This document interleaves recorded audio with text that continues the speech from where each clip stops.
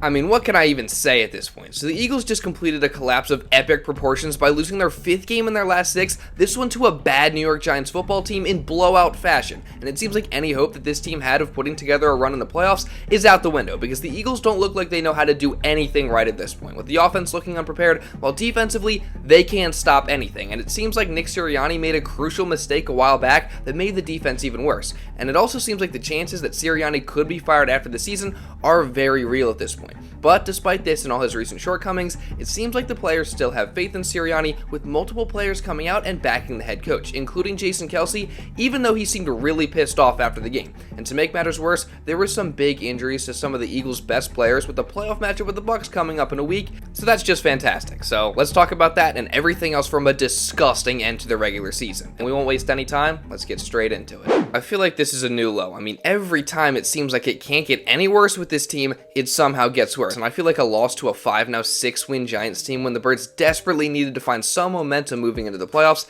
is the absolute lowest of the low, especially when you add on to it the fact that several big-name Eagles were injured in this game. I mean, they lost guys like Blankenship and Sidney Brown, which feel like really the only 2 guys on this defense that play with any sort of heart. And by the way, Sidney Brown unfortunately tore his ACL, so he's going to be out probably until the middle of next season, and it sucks because Sid is a promising young player that I feel like is one of the few bright spots with this team right now, so prayers up for him, and I hope he recovers well, because we're going to need him on this defense next year and moving forward after that. But also, to make matters worse, they lost A.J. Brown with a knee injury in this game, and it actually looked really scary at first, but luckily Brown was able to get up and walk off under his own power without much of a limp, and he was then seen after the game welcoming his teammates back to the locker room with just a sleeve on his leg, but no big cast or crutches or anything like that, so hopefully that's a good sign. But still, it just sucks to have him dealing with the injury now heading into the playoffs, and same goes for Jalen Hurts, who ended up playing through what looked like a dislocated finger, and don't worry, it continues to get worse, because just because Jalen played through the injury in this game doesn't mean he'll necessarily be able to go in the playoffs. Any reason to think he won't be able to go next week? We're taking it day by day at this point. Very unfortunate, crazy thing. Never experienced anything like that, but yeah. What happened? It popped out. So that's just great. I mean, obviously we can't afford for Hurts to miss this game or not even be at full capacity throwing the football in the playoffs, but it seems like that's the boat we're in right now. Now, do I feel like there's any real chance of Hurts not playing against the Bucs? No, because we know the kind of person and competitor that he is, but still, it just really sucks that he's got to play through this injury now when it easily could have been avoided, and really all the injuries the Eagles are dealing with right now really suck and just pile on to make this game and the current state of this Eagles team even worse. I mean, we're talking about a team right now that just had a historic collapse, and when I say the word historic, I mean it, because the 2023-24 Eagles are the first team in NFL history to start the season 10-1 or better and not reach 12 wins. I mean, that is just insane. Like, how do you go from a team that sure had its problems but beat some good teams and won 10 of its first 11 games to now a team that loses 5 of its last 6 and can't even beat the lowly Cardinals or New York Giants? I mean, it just makes no sense. Like, what went so horribly wrong for this to happen? And I mean, if you watch this game, what's just one thing that the Eagles did well? Because honestly, I can't think of one. I mean, just everything about it was bad on both sides of the ball. Nothing went well, and believe it or not, this was supposed to be a get-right game before going into the playoffs, but the Eagles just didn't look prepared for it. They came out of the gates flat on both sides of the ball, and offensively, they really showed a lack of preparation, as they couldn't do anything to counter the Giants or defensive coordinator Wink Martindale's creative blitzes, even though they clearly know it was coming, because the Giants do that to everybody, and that was surely a huge emphasis during the week, but still, they were not prepared, and it ruined the game for the Eagles. I mean, they just couldn't get anything going offensively. Jalen had no time to throw the football, nobody got open, and like, the amount of free runners it hurts in this game was absolutely absurd, and this combined with other things allowed the Giants to build up a 24-0 lead in the first half and caused Sirianni to bench Hurts and some of the other starters, not to mention that the lack of preparation against the Blitz is really what got Jalen injured in the first place. Now, Jason Kelce did his best to explain the Eagles' struggles against the Blitz after the game. I think it was a little bit of all. I mean, sometimes we weren't pointing right, and that's my job, and I got to put us in a better situation. Sometimes we just didn't pick it up. You guys missed blocks or whatever. So I think it was one of those where we just had our number in particular. I think we got us into some protections where the Blitz, it's kind of a breaks your rules. They did a phenomenal job. Credit to them. and we didn't do a good job handling it. I mean, credit to Kelce for trying to take accountability there, but I gotta imagine that the coaching and the preparation was also a huge part of it, and probably the main reason for it, honestly, because it really didn't seem like Jalen Hurts had anywhere to go with the football when the Giants did blitz, which was quite often, and that's a coaching issue at the end of the day. I mean, the coaches simply did not put Jalen in positions to succeed, and they gave him no answers for the Giants' blitzes. Now, Nick Sirianni did make sure to try and take accountability in his post-game presser. Obviously we didn't do well enough there, so anytime it doesn't go well enough, then that's going to be on me, and so no, the answer to that is no. We didn't do a good enough job, and that starts with me. I'm really just done with hearing this guy say the same things over and over and over again, and this is coming from a person who before the season absolutely loved Nick Sirianni. I was calling him the perfect coach for this Philadelphia Eagles team, but I think it's safe to say he's proved me wrong over these last 6 weeks. I mean, it's just inexcusable what this coaching staff has done to this team this year. Like, they have all the pieces in terms of players to be a great team and to be a Super Bowl team, but this coaching staff has held them back time and time again, and I think it's a combination of both the coordinators and also, like I said earlier, the head coach. I mean, I already made it clear that I think all the coordinators besides Michael Clay need to go after this season, and I don't know, I've been backing Sirianni, saying that he deserves one more year because of his past success as the Eagles head coach, but this loss is pretty inexcusable, and it's pushed me a lot closer to entertaining the notion that maybe we should fire Nick after this year, because what I've watched from this team for 6 weeks now has been an absolute disgrace, and it just feels like something has been off with this team, but I can't quite put my finger on it, and I gotta imagine that there's a high chance that that's a head coach issue, and it seems like Jeffrey Lurie may be fed up with the guy too, so I don't know. I will admit my stance has completely changed from last week, and I do think that there is a real chance that if things don't go the Birds' way on Monday night in Tampa, then this very well could be the end of Sirianni in Philly. But still, despite all the fair criticism and also the speculation surrounding Sirianni, he at least still publicly does have the backing of his players, with multiple guys coming out and saying that they still believe in Nick, Jalen Hurts being one of them. I have a lot of confidence in Coach. He puts his heart into it. He has a will to win. And that's really all you can ask for. Now, someone else who backs Sirianni is Jason Kelce, saying, quote, "I think everyone in the locker room has faith in Nick Sirianni," and also, quote, "We've had a lot of really, really successful football with Nick," but he also did acknowledge that this has clearly been the worst stretch that they've had with Nick as the head coach, and just because Kelce says he still believes in him doesn't mean that he's not pissed off, saying, quote, "It sucks the way we've played the last 6 games. All you can do is look in the mirror and go back to work. I know people get tired of hearing that, but the only thing you can do is go back to work and have honest discussions," and he also said a lot is going to have to change this week as they prepare for their playoff matchup with Tampa. Yeah, we got a lot. I mean, we got a lot to fix. Got a lot to do better. I mean, I don't know that it's the worst stretch of football since Nick has been here, and it's very, very frustrating. But we're in the playoffs, and now it's one and done. You're out. You have the Buccaneers this next week, and we're going to focus and prepare and try to go and win the game.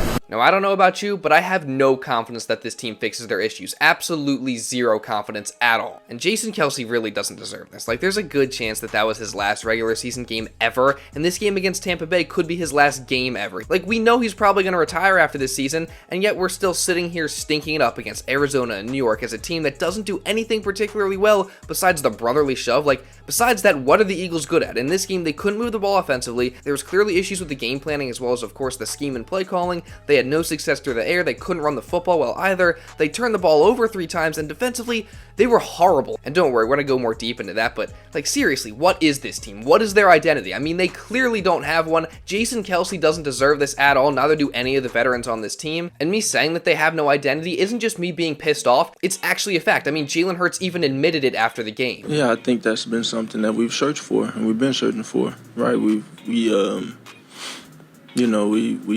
haven't really had the consistency that we've desired as a team, and that's something that we've been kind of looking for. We see a glimpse of it, and we had that conversation all the time, and where there are moments where you see it, and then there are moments where it's like, oh man, something's not clicking, and so we gotta find a way to be consistent more often. Can somebody please explain to me how we're all the way through the regular season, and yet the Eagles still don't have an identity? Like, how does that make any sense. How is that even possible? Like, it's baffling to me how inept this team is right now in so many ways.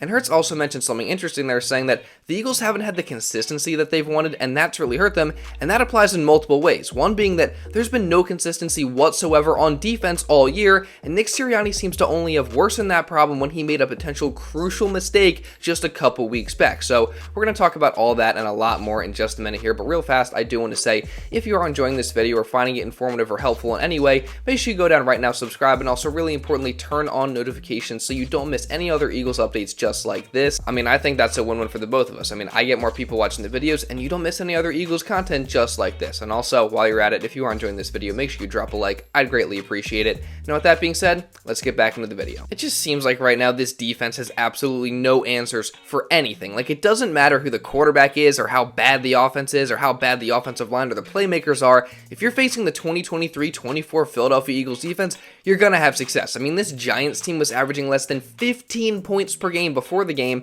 their lowest since some year in the 70s, and their offensive line has also allowed the second most sacks of any team in NFL history. Yet, against the Eagles defense, they allow barely any pressure, they gave up barely any sacks, and they moved the ball down the field consistently. Tyrod Taylor was picking this defense apart. I mean, the guy had almost 300 yards passing, and it looked easy. The blown coverages, there were so many missed tackles, there were guys out of position, the rushers were undisciplined and not playing as one unit, but were rather playing as individuals. Like, this is one of the most piss-poor Eagles defenses, maybe the worst Eagles defense that I have ever seen, and it really shouldn't be this way because the Eagles do have talent on that side of the ball, and a lot of it, but here we are getting destroyed by this historically bad Giants offense, and it's crazy, and I think this is another indictment on the coaching staff, honestly. Because if you watch this game, sure, there were plenty of execution errors, but these guys clearly are not prepared. They clearly are not fundamentally sound, and they also are clearly not being put in good positions to succeed. Like, why are we playing so far off in coverage in short yardage situations? Why are guys like Hassan Reddick, Josh Sweat, and Nolan Smith being dropped into coverage consistently? Like,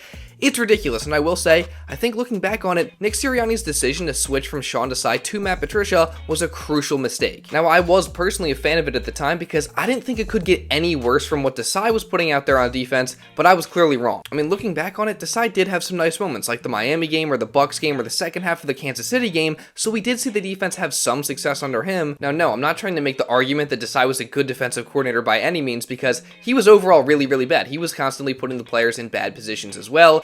But under Patricia, it's just been even worse. And some of the areas that were okay with Desai as the DC, like stopping the run, for example, have just gotten so much worse under Matt Patricia. And what makes it worse is that the players have had to go through this huge adjustment of switching defensive coordinators late in the year that has caused even more issues than were already there, rather than solving anything like it was supposed to. I mean, at this point now, I have a hard time seeing the defense getting any of these problems figured out, especially with the lack of continuity with the coaches. I mean, at least if Desai was still in there would be some consistency. I mean, Desai was the defensive coordinator all the way back when this season began in OTAs, through training camp, throughout most of the regular season. I think if he was still in, I'd have a lot more hope in the defense being able to solve some of these problems at least a little bit. But with Patricia in there, I have absolutely no hope. And overall, I just think making the switch was definitely a huge and crucial mistake by Nick Sirianni in hindsight. And honestly, the players just sound demoralized. Like, they can't really seem to quite put their fingers on what's going wrong on that side of the ball. Kevin Byard said after the game, quote, "At the end of the day, we're just not playing well. That's really what it comes down to." And Josh Sweat kind of went off. As when asked about his feelings after the loss, he said, quote,